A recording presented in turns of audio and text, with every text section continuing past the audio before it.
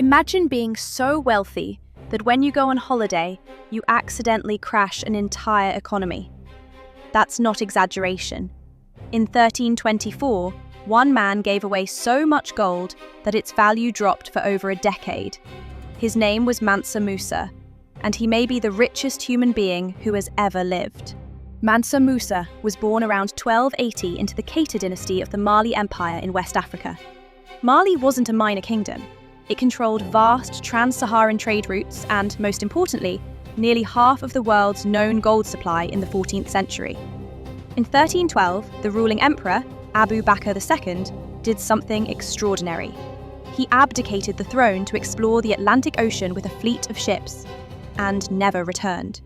And so, at around 32 years old, Musa became Mansa, Emperor of Mali.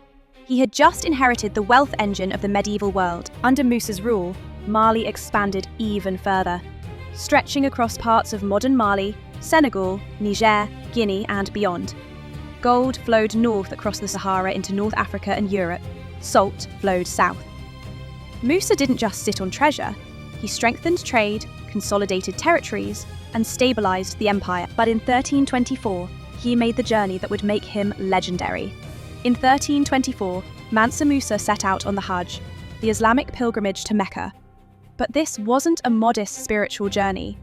Chroniclers describe a caravan of around 60,000 people, 12,000 attendants dressed in fine silk, and 100 camels, each carrying roughly 130 kilograms of pure gold.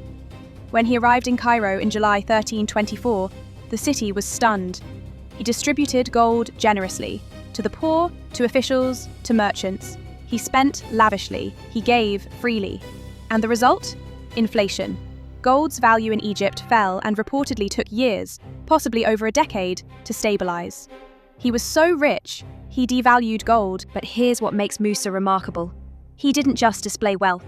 On his return journey, he brought scholars, architects, and thinkers back to Mali.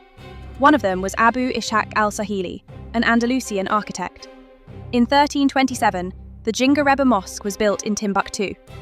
Under Musa's rule, Timbuktu became a center of learning, scholarship, and trade. Its universities and libraries attracted students from across Africa and the Islamic world. By 1375, European mapmakers included Mansa Musa on the famous Catalan atlas, seated on a throne, holding a golden orb. Europe knew exactly where the gold was, and who controlled it. Mansa Musa ruled for roughly 25 years. He expanded territory, strengthened governance, invested in religion, education, and infrastructure. He died around 1337, likely in his late 50s. After his death, his successors struggled to maintain the same level of control. Over time, the Mali Empire weakened, but Musa's legend only grew. But here's the real question. If this is what happened in 1324, what other insane stories has history buried? If you enjoyed this, hit subscribe, because we're uncovering the most powerful, richest, and most unbelievable figures the textbooks barely explain. And trust me, the next one might be even crazier.